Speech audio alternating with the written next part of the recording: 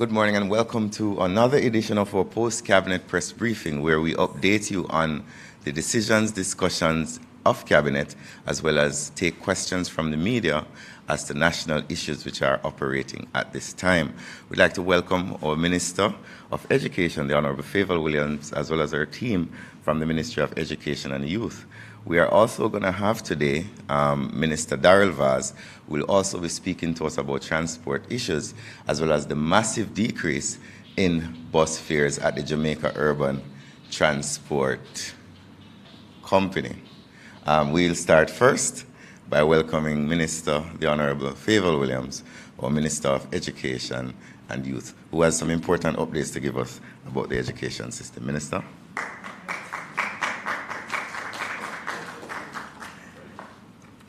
Thank you so much, Minister Morgan. Good morning, everyone.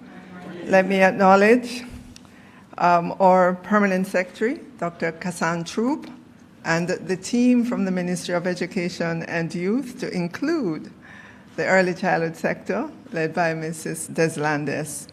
Let me acknowledge as well Major White from Marcus Garvey in Schools program, who is here with us this morning.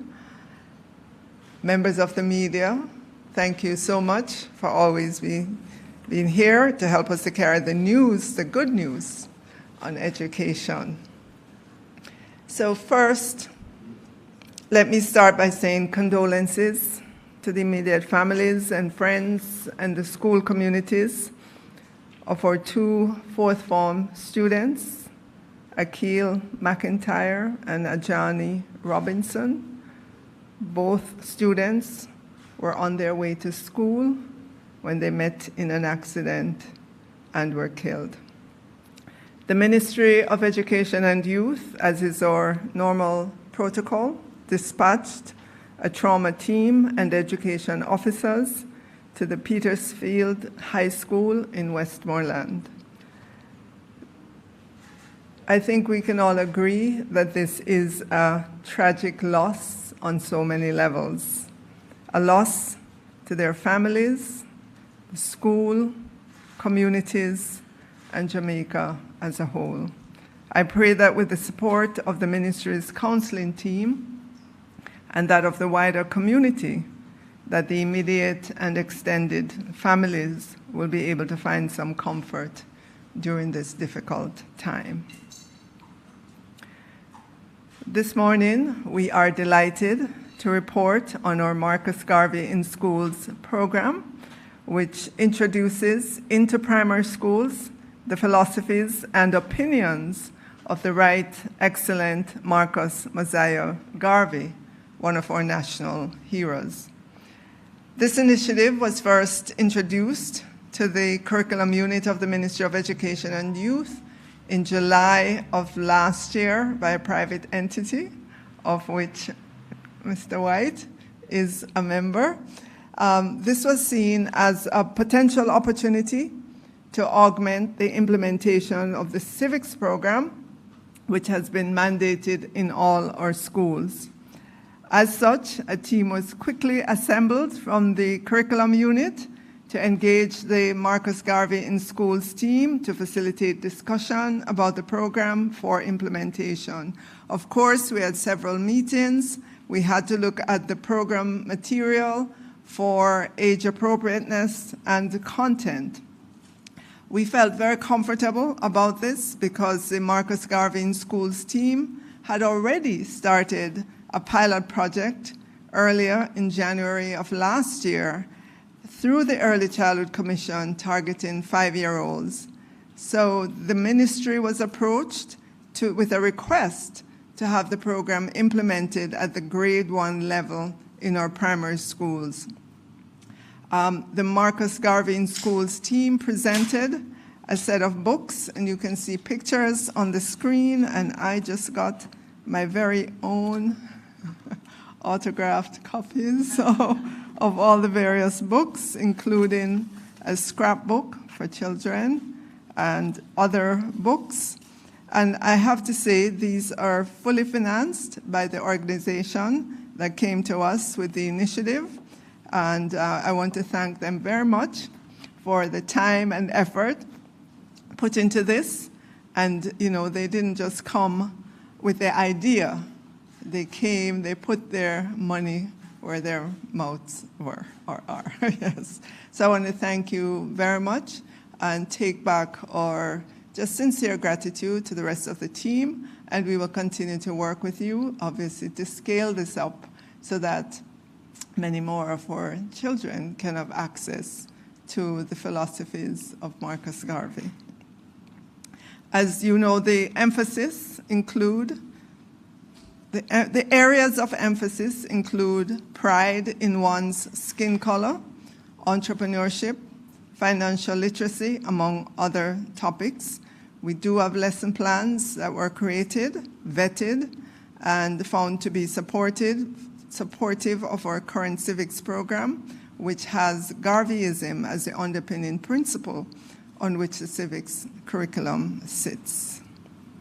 And just to conclude, in total, we have 22 early childhood institutions and 24 primary schools that currently are a part of the program. Of course, this spans all parishes and therefore all regions. We have a total of 72 teachers. 1,844 students are participants in the program at the grade 1 level in all parishes. In order to help us scale it up as well, we have been using the teacher-teacher workshops to prepare more teachers to participate in this program. So in time, many more of our schools will be included in it. But just like anything else that we roll out into our schools, a lot of times we're not able to reach everybody at the same time. But we begin, and over time, we roll it out. What's important is that we continue at it, we maintain the momentum, and that we continue it during the years ahead. And so we're very satisfied with where we are with this program and the fact that we will be scaling it up, putting it into many more schools in our system. I want to transition now to the STEM schools, and I see that we have our project manager here this morning. As the Ministry of Education and Youth continues on the path to transforming education for national development trend, a priority area is the focus on improving our knowledge base, the knowledge base in our children in terms of science, technology, engineering, arts, and mathematics, STEM or STEAM education, particularly at the secondary level. We've had a program in the ministry called the Education System Transformation Program that's been implemented by the National Education Trust for transforming the physical infrastructure of our schools. And it's a program that's estimated at a cost of US $109 million, obviously over time. Layered on top of this is the Jamaica Education Project, valued at US $30 million, and for which we had the press event on Monday with the Ministry of Finance and the Public Service and the World Bank for the first STEM school in St. Anne. And I want to say it's not just the infrastructure, because this program will enable us to train approximately 6,000 secondary teachers to help them to integrate STEM in the first instance, but it's not just for STEM schools, but to better integrate STEM subjects in our schools in general. For the school in St. Anne, we expect it to have some 2,400 students, but when you look across the teachers who are going to be trained and you do the math there, the 6,000 secondary teachers that will be trained, you'll recognize that a minimum of about 150,000 students will begin to get access to this integrated STEM in schools possibility. And we're extremely happy for that. The program, as funded by the World Bank, has started in earnest, and Dr. Solomon, to my left, is the project lead on that. On his shoulders, it's a lot of responsibility, but we know he's up to the task, and that he has already begun to put in the infrastructure to support the work that needs to be done. I'll move on now to just speaking a little bit about the recent publication by CSEC, which is our regional examining body. Recently, CSEC released the names of all our young men and women who were ranked in the top regionally across all subject areas in both CSEC and CAPE. For CSEC, 35 subject areas in which our students in Jamaica ranked in the top regionally in 30 different subject areas. And if you're curious as to what we didn't rank in the top in, Portuguese is one subject. Guyana dominated, but maybe they know something that we need to ask, because they dominated in Portuguese. As you know, in CAPE, the subject areas range from agricultural science to maths to physics. So we want to congratulate all of our CSEC students who were placed on the merit list regionally. Well done. We're proud of your accomplishments.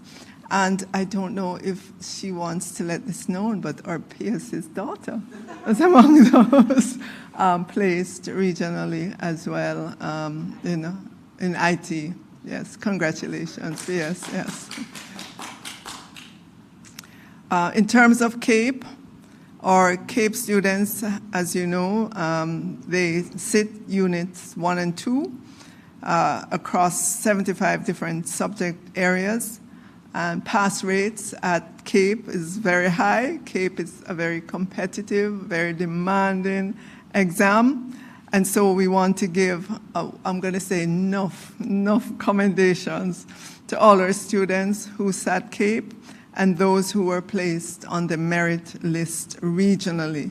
Again, we are very, very proud of your accomplishments. And finally, I want to just speak a little bit about the gazetting of schools. Recently, we gazetted 142 schools across all educational regions. Region 4 and 5 had the most schools, 42 and 36 respectively. This is part of our modernization. These schools are transitioning from all-age or junior high or standalone primary schools to now be primary and infant schools. And we have of the 142 that were gazetted, 128 are now fully primary and infant schools. And this points to the government's commitment to strengthen the early childhood sector, to ensure that when our children transition into primary schools, if they go to primary, we have infant schools that are, most of these are primary and infant schools, so they can go all the way through, from infant through to the primary, so they don't have to leave and go any place else. So the gazetting of schools is a matter of record now. We are delighted that we've done the work to make this happen. So all our schools can begin to do their new branding and be proud of the fact that they are now primary and infant schools. Thank you to the team. I know it's a lot of detailed work, consultations and all of that had to go on. It took a while, but we are here, with 142 schools recently gazetted. So that concludes the updates from the education sector. Thank you. Thank you very much.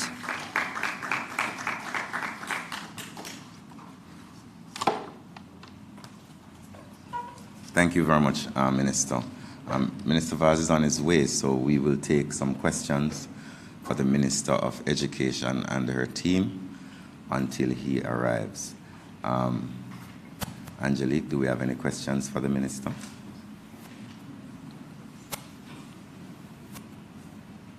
Good morning, Minister Morgan. Morning, Minister Williams. Arthur Hall from the Jamaica Observer.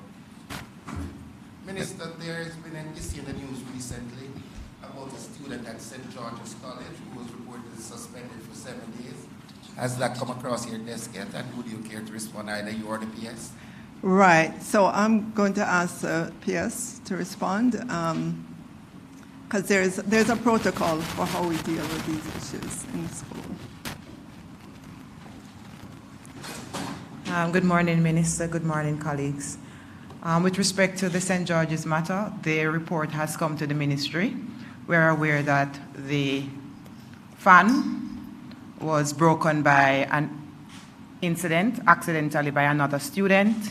It was brought to the attention of the school, and preparations were ongoing for the repair of the fan. During that period, we are aware that the students recorded and was able to share in the public space the fan with a comment about the institution. The regulations at the school, as reported by the principal, is that students are not permitted to use their phones at school.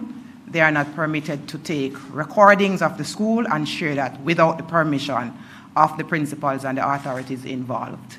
That was not observed. The matter was brought to the attention of the principal. The matter in the public space brought some disrepute to the institution, and the outline consequence of that is that students are normally suspended for breaches of such nature.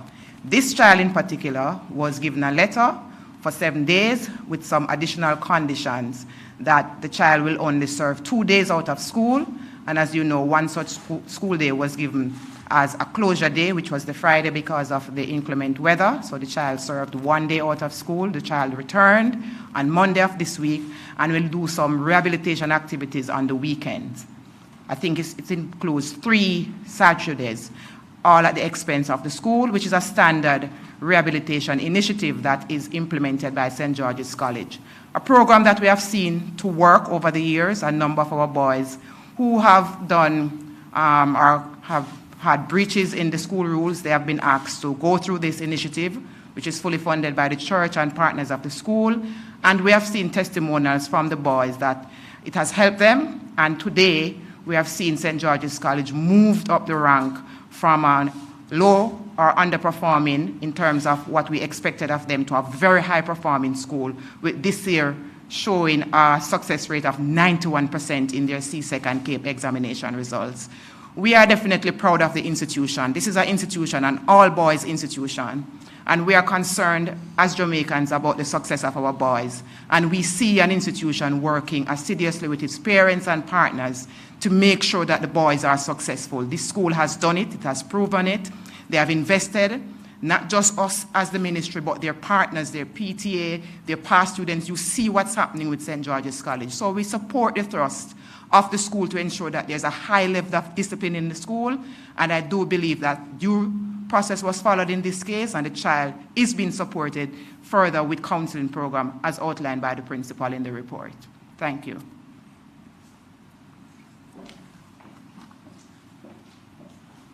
Hi, good morning.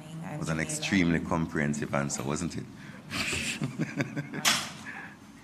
Good morning. Morning, I'm Jamila from TDJ. My questions are to the PS. Aside from Portuguese, what other subjects, CSEC subjects, did we not top? And 2, recently Jamaica was fingered out by CSEC as being a leak in, I think, 1 or 2 breaches. There was a report that said Jamaica had put forward something to say or to try to prevent the issue from happening again. Can you give any assurance of what that was and whether or not we won't have any breaches in the future? Thanks. Minister. Sure. So in terms of your first question, as I mentioned earlier, Portuguese, integrated science is another area. Industrial technology building, And then, most disappointing, music, general, and visual arts, general. Those are the areas in which we did not have a student that was placed in the top. P.S., you want to answer the CSEC question? You were recently at CSEC? CXC. Okay. Jamila, this is really an unfortunate situation that we have had to respond to. We have had some breaches locally in the administration of our exam. We have reported such to the police, so an investigation is ongoing. Disappointingly, the cabinet with the math paper and, well, other papers were also included that were done already. We have not yet retrieved that or recovered that, but the investigations are ongoing. It really cost us as a country. It was very embarrassing, you know, for our minister to sit in a regional meeting of ministers and for CXC to be explaining that there's a breach that will impact other students, and for us to be taking full responsibility and apologizing for the disruption that has happened, or what had happened at that time. So I just want to take the opportunity to call upon our nation. Our schools should be treasured. Our students should be treasured. The future of Jamaica really sits on the excellence within our schools, and we need our communities to support our schools. We need all hands on deck for persons to break into a school and to remove an examination cabinet. That disrupted a lot of things. It created psychological disruption for the students. We had to put a number of systems in place to make sure that the other exams could have been done and students could have resit their exam. You saw where we had to make sure that the technology was in place because the alternative paper was done electronically. And we had to have opportunity for the students to be exposed to that so they would not have been disadvantaged by going through that experience that they are not familiar with. So it really was a disruption. But we're working with CXC. We're working with the Overseas Examination Commission. It is our local registrar. It's our agency, and they are responsible for the administration of the exam. I want to give a good shout out to our principals, especially on that day, because it requires us to distribute the paper on the day. That is what happened as an intervention to make sure that we could secure and the students could have results so they could progress for higher learning or into the world of work. We had to call upon our principals at an emergency meeting, asking them to help us to retrieve the paper on the day and to facilitate distribution on the day as a matter of security. That's a heavy demand because of the size of Jamaica. When we compare to the region, some of our colleagues have 5 schools, 3 high schools, 10 schools. Jamaica has 180 high schools. Plus we have private centers. So to distribute papers on a day, it's going to be very difficult, especially when we talk about our deep rural schools. So we really want to make sure that our systems work. The OEC is going through an audit now of all the safety cabinets that we have in our schools. They are specially built for this and with special codes and so forth. So we are going to make sure that all of those systems are working. The last deliberations we had with OEC is to add to their budget the security feature of CCTV camera, either to attach that to the cabinet itself or to install that in the location of the cabinet so we can have instant footage of what's happening around the papers. We will be retraining all our principals and ensuring that they observe the protocols for exam administration. We get the sense from the audit that some of the expectations were relaxed a bit because of over the years of doing the exam with the same team. The OEC will also be strident and vigilant with who are selected to be exam managers for each school. We rely on those persons. We're going to be asking our principals to be conscious in who access. The regulation says it's a principal that should only, or his or her designate, which is normally like the VP who's in charge of exams, will move the paper from the cabinet to the examiner and back. We don't want to compromise that going forward. We have had cases where that has been compromised. So those are some of the things. We are re-looking at the standards that are in place. We are asking for no compromise regardless of your circumstance. We are going to be vigilant with those we have selected to work for us. OEC will also do some spot checks on the days. So they will be having persons going in randomly, just check a school to see what's happening and making sure that the papers are delivered once it is written. we are going to be collecting, because we have had cases where papers are stored and missing, and other persons would have been compromised because of that. So we are going to relook. We have relooked, and we are going to be vigilant this year. We cannot, as a country, afford another experience of this nature. It was very embarrassing for us, and it's also a cost factor for the CXC to provide an alternative paper for our students. The government had to foot that bill, because we could not have asked parents to pay that cost. Again, we had to assume that cost, which is an increase in our budget. And so we had to ask CXC to move speedily ahead while we put the process in place to compensate them for this activity. It's a significant cost, significant embarrassment to the country. I'm using this podium, parents, community members, principals, teachers, we have to stand together to fight for our country, to fight for our institutions, and we must stand for integrity. We must protect the integrity of our exams if we're going to trust that once a student produces a report, a result from their exams, it can stand and it will validate what they can do as a citizen of this country. Thank you. Thank you very much, Madam Permanent Secretary. Is it Secretary or Secretary? Potato, potato. Do we have any more questions? Go ahead. Good morning. Just a minor question for Minister Williams. Just wanted to see if I could get a reaction to the fare reduction for JUTC that was announced by the Transport Minister yesterday, and how you believe it will affect the education sector moving forward. It will be very good for the education sector. As you know, many of our students in the corporate area take JUTC buses to school, and so that will be a relief in the pockets of parents. So I'm delighted, I'm happy. At the same time, I took the opportunity to advocate as well for our children in rural areas. I have to wait on the Minister of Finance to think about that and see what space there may be in the budget, because transportation outside of the corporate area is very, very expensive. Currently, we spend some $390 million for our rural bus transportation system for students. But despite that large number, $390 million, it really only helps about 7,500 students, with their transportation needs. So transportation is one of those big cost items for parents in our rural areas. Thank you very much, Minister. Any further questions for the Minister of Education? Go ahead, please.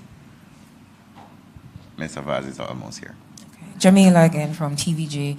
Minister, we have seen, recently a lot of children dying, unfortunately. I think it was on Monday or Tuesday, yesterday, there was an incident in Westmoreland in Petersfield. We've seen you at so many schools recently, giving tours, talking.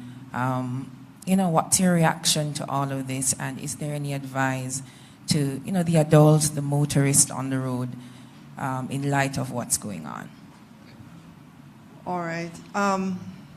Of course, we're always saddened when we get the news of the death of any of our students. And over the last couple of weeks, we've had, just sad news. I've had to attend several funerals. I know that our trauma team at the ministry is always on, they're always ready to go out to the schools, to the families. We're talking now about even expanding that to the communities, because communities are impacted as well with this. Of course, we don't want to see these things happen, whether it's fire, accident, motor vehicle accident, shootings, and so forth. We're appealing to Jamaicans to really help us to protect our children as they travel to and from school. In fact, in a recent survey that was done, traveling to and from school is one of the areas feared most by our children. And so we have to say to the adults in Jamaica, be the protector of our students. Sometimes they have to go alone because their parents have to work. You know, there are many different situations, and we need to come together as Jamaicans to be the protector of our children, whether yours or somebody else. Children need to be able to trust adults, you know, and to know that adults are there to protect them. So we are really saddened, as I said, by the many different situations that have come to our attention, and we do the best that we can to provide support for the families in their moment of grief. Thanks. Thank you very much, Minister. Are there any other questions from the press? All right, so we're going to take a break while Minister Vaz comes. Yes, I know. Traffic is very terrible out there. So just give us 5 minutes while he's on his way.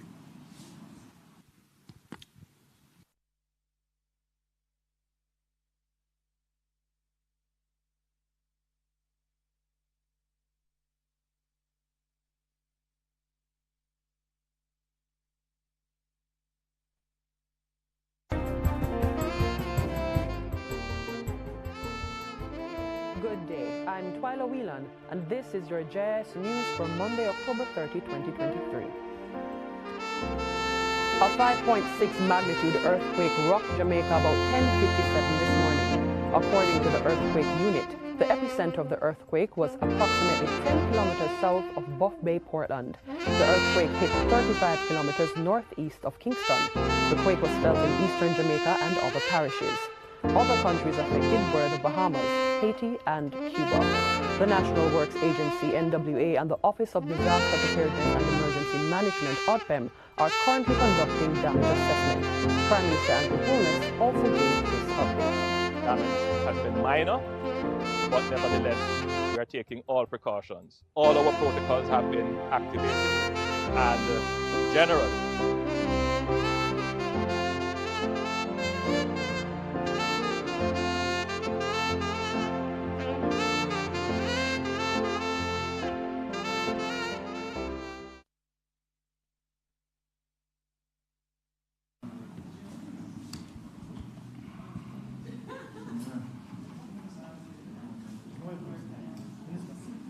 And good morning to you once again. Thank you for standing by. We'll now not delay. Welcome Minister Vaz, who is your problem, you lower the fears and the traffic increase. So welcome Minister Vaz to the platform to update us on the recent developments in the transport sector. Thank you very much. Good morning, ladies and gentlemen. Just to give a quick update, you would have heard the announcement made by the Minister of Finance yesterday in relation to the price decreases for the JUTC bus fares, which, again, to reiterate, would be 30% effective January 2024 and a further 20% April 2024. This does not come as a surprise to me, because you'll recall that I did make a comment at the time when the increase was made to say that I realized, and the Cabinet did realize, of the inflationary effect that would happen in relation to the fare increases, as transportation has a significant inflationary factor, especially public transportation. So it is, as I said, not a surprise to me. The timing of it, I had indicated when I spoke that provisions were being looked at for the new budget year. But because of the impact, obviously, that it has had, and it's the projection for November, the Minister found it necessary to implement it in this financial year, obviously because of the November figures, which I suspect will be made public later on today. So, again, it shows that when there's a joined-up approach in governance, obviously it works better for the people, especially in light of the fact that in one instance there was an increase which has led to a decrease in another area of the transport sector, and any decrease is welcome. The numbers are the question is being asked, I mean, how will this impact and who will it impact?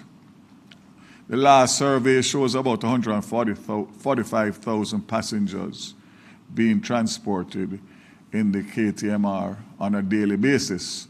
Of that, 60,000 is on the buses, which will be the JUCC factor, out of 145,000. And as you know, we already have a deficiency in the amount of buses that we have. So with the increase in buses, which has been stated and is far advanced in the process, we're looking to put 100 buses in the fleet of the JUTC for the calendar year, not the financial year, the calendar year 24, could be as early as June, if everything goes according to my plan, but definitely by latest September with the first 100, with another 200 that would then be made available in the fiscal year 24, 25, 25, 26, and possibly 26, 27. The impact of those 100 buses will probably increase JUTC's movements, daily movements, by about 20,000. So you'll be moving to 80,000. So right now we're at 60,000. So this has a direct impact on 60,000 citizens who use JUTC as their mode of transportation. So for some it's not significant. For me and the government that I represent, 60,000 people are a lot of people in any way, shape, or form. The other good side of it is that those 100 buses will allow us to extend our routes to St. Thomas with the new infrastructure and to Clarendon, bordering on Manchester, which again will have a huge impact in relation to people being able to move more efficiently. And 300 new buses will substantially improve the efficiency of the JUTC in terms of public passenger transportation, efficient transportation, comfortable transportation. So we look forward to that. In the meantime, it's well known that we got 50 buses earlier this year. We got 6 last month. Out of an order of 20, we have another 14 that will arrive in January or February. 14 buses out of a fleet of 240 as new buses is significant and will have an impact. So you'll see gradual improvements in the fleet and in the efficiency. So the question that has been raised also, obviously, is how is JUTC going to deal with the additional pressure of the passenger load? And that is a challenge, but everything in life has challenges. So you will definitely see people wanting to benefit from the fare decrease, and then obviously move away from the current transport which they take now, which is hackney carriage or taxi, to JUTC. So we're going to have to see how we can maneuver. There are some buses that we are trying to refurbish to get them back into the system. And of course, the average age of the buses is 12 to 14 years. So the reliability is an issue. So we may just have to make good with what we can make out of the existing fleet and those vehicles those buses that are down. But to say again and reiterate that we're moving in the right direction, and any decrease in any thing is substantial. So I hear the cries or the people saying, you know, how much will this help? The fact of the matter is that if we are able to do what we have done and sustain it, because remember, it's a temporary up to 24 months, not for 24 months, but up to 24 months. And what I would ask everybody to look at is what would be the other alternative if we did not, and the effects that inflation would have, which is ravaging the world already, by no means Jamaica.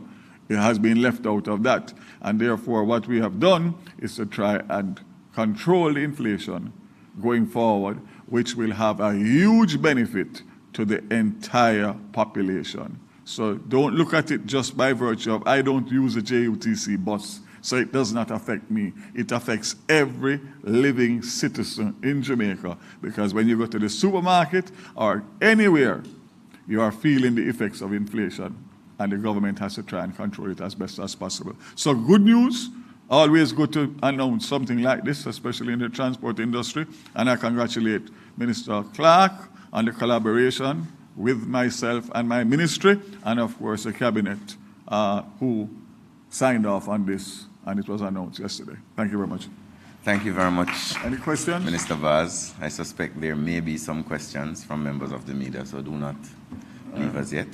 I see Arthur Hardy, I know he must have something to say from my old days. Naomi, could you give Ms. Maitland the microphone, please?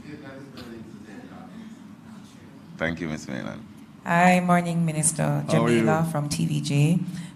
The announcement has been received as bittersweet, especially for those in rural Jamaica. And one of the last times you were here, you said that something is coming for children there, for those who take the buses there. What? I'm happy that you asked me, because I actually forgot. So I have a meeting today, which is for the presentation of the outline of the rural transportation system specific for school children.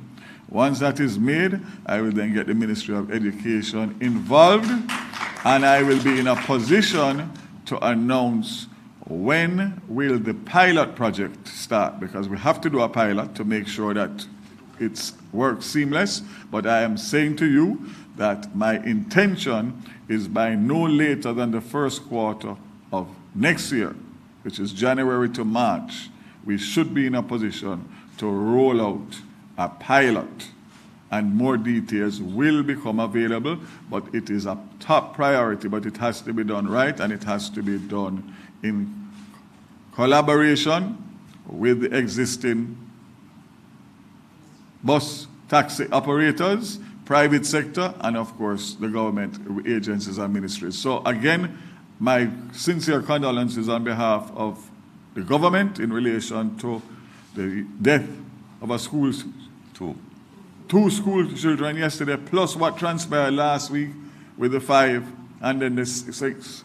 So the truth is that it's not only about this, the school children, but about the safety on the roads, which again is something that is top priority for the government. Can I mention, so the government has spent a lot of time and a lot of resources in trying to improve road safety. It is the logic behind the new Road Traffic Act.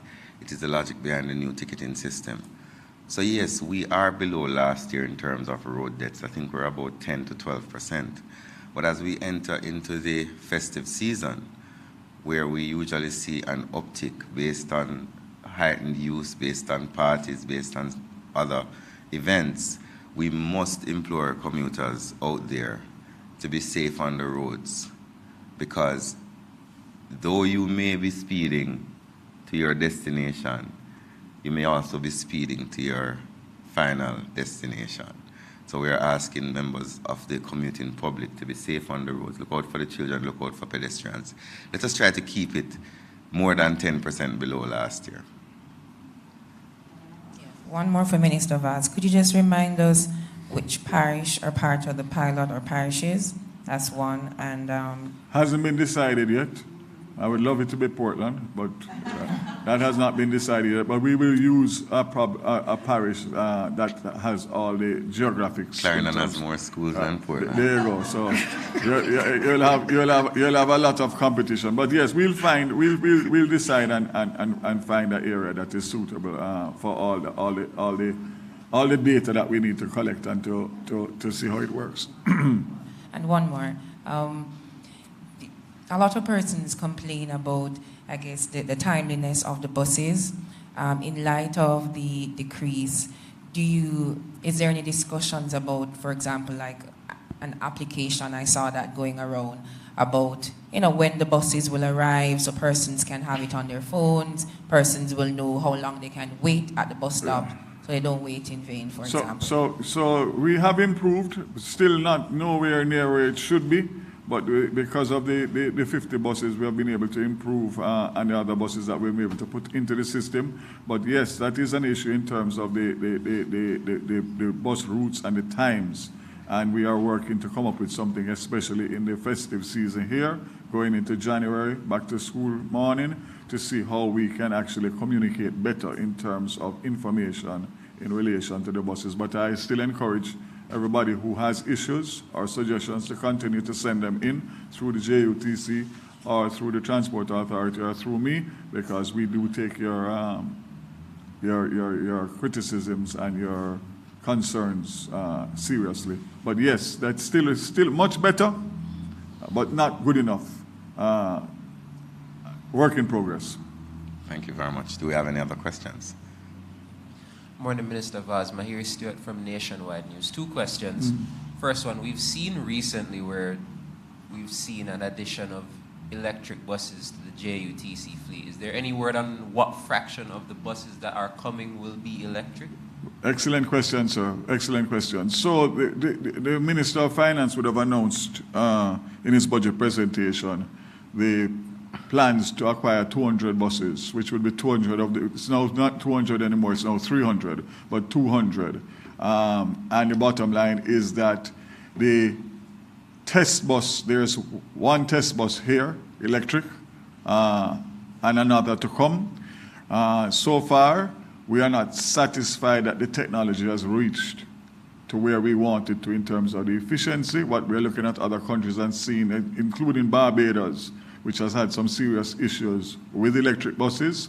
So we will transition as a policy from diesel to CNG to electric, but at this phase, we are concentrating on the importation of CNG buses. And of course, that will do huge in terms of the pilferage of the diesel, which is a multi-million-dollar business on its own, and on top of which, we are in a stage of a pilot now in terms of going completely cashless. If we can deal with the leakage of the fuel and the leakage of the fares, then we will be much more efficient in terms of how we operate JUTC and be able to put back that money into buses and other systems that will make it more efficient. So to answer your question, electric buses, electric vehicles, we have a policy that has been passed by Cabinet, implemented, but in terms of integrating electric buses into JUTC, I see that more in the short term to medium term. Okay. But definitely some of the 300 buses will be electric. But I believe that it will more than likely come in the last phase, and it will be a small percentage until such time as we are satisfied that the technology has reached the stage where we can get maximum efficiency and cost reductions in that. So, very good question. Thank you very much. Okay. Thank you. Last question. Last month, we reported that around over 60 PPV operators were punished for overcharging. We'd just like to know if there's been any update as regards this month, and if there has been an increase or a decrease. Yes, there has been an increase, and it is going to be sustained, both in terms of the overcharging, which obviously has been an issue, and of course the discipline on the roads. So Operation Transport Streamline continues, which is a collaboration between Transport Authority and the Traffic Police, and it's all island. I think the last update I got was 89 persons that had been charged for overcharging, and of course, traffic tickets are on the increase, especially in the public passenger transport among public passenger transport operators. So again, that's another part and another phase of what we're trying to do, which is to basically take back the roads from the roads. Thank you very much. Mr. Hall, I think has a question for you, Mr. Vaz. I was wondering. Minister, a member of the Transport Subcommittee that you've put together was upset that you had a meeting this week and there was no indication of the reduction in JUTC fares coming. and he's questioning if the impact that it will have on these private operators. Yeah, so this matter arose and came up for discussion at Cabinet on Monday. That meeting would have been prior to Monday, but I have communicated subsequently before the minister spoke yesterday. Will it have an impact? Yes. How huge an impact?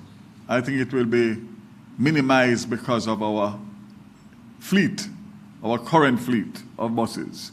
I think that when we increase the fleet, obviously persons will have more access to the buses. But I'm not seeing where it will be very, very impactful at this particular time. So I intend to have discussions with the public passenger associations, and we will take it from there. But the government has to act in the best interests of the people of Jamaica and not a particular sector. So in this case, they won on one hand and they lost a little on another hand. They got a well-deserved, long overdue increase, a great economic impact, and we have an agreement in relation to the 16% for April next year. So it's all good. Thank you very much, Minister Vaz. Do we have any more questions, Naomi? No further questions, Minister. So thank you very much, ladies and gentlemen. Thanks to Minister, the Honorable Favour Williams, and her team from the Ministry of Education. Important update on the Marcus Garvey initiative. There have been calls by many members of the society for us to teach Garvey, and I think that's a very important initiative that the public will welcome. I want to thank also Minister Vaz for his late entry, but he was present nonetheless. Thank him for being here. Members of the media, members of the public who are listening and viewing online, thank you as well, and to the JIS team and the team here at the Office of the Prime Minister. Until next week, Wednesday, 8 a.m. sharp, for another post-cabinet press briefing. Please be safe and have a wonderful day. Thank you.